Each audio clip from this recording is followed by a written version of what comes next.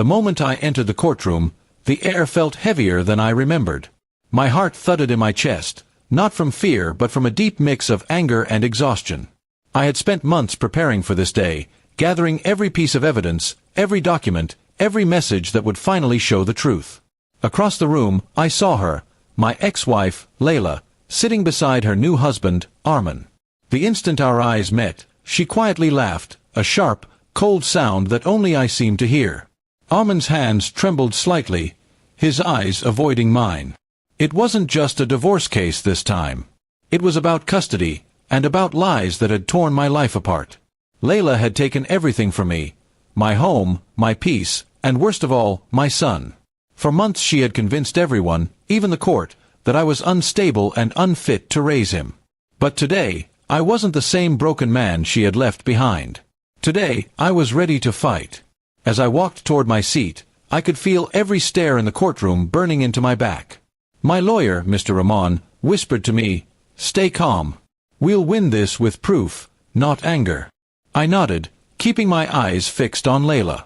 She leaned toward Armin, whispering something that made him pale even more. Whatever she said, it wasn't out of love, it was control, the same kind she once had over me. When the judge entered, the courtroom fell silent. Layla instantly changed her expression, soft, tearful, innocent. It was an act she had mastered over the years. She spoke first, her voice trembling as she accused me again of being a dangerous man, someone unfit to raise a child. I clenched my fists but said nothing. I had learned that silence, at the right moment, could be more powerful than shouting. Then it was my turn. My lawyer stood, calm and confident, and began to present the evidence. One by one, he laid out the documents, financial records, recorded calls, and messages proving Layla had lied, manipulated, and even forced our son to speak against me. The courtroom murmured. The judge's eyebrows furrowed. For the first time, I saw Layla's confidence flicker. Armin's hands trembled again. He tried to steady himself, but when Mr. Rahman called him to the stand, his voice shook. Under oath, he stumbled through his words, trying to defend her. But then came the turning point, the moment that shattered her story completely. My lawyer played an audio recording. Layla's voice filled the room, cold and sharp, telling Armin how she'd make sure the court destroys him. Gasps echoed through the room. Layla's face turned pale. The judge looked directly at her, disappointment visible even behind his glasses. Armin couldn't even look at her. The silence that followed was heavier than any argument. I didn't need to say anything. The truth was already doing the work. When the court took a break, Layla turned toward me, her eyes no longer proud but panicked.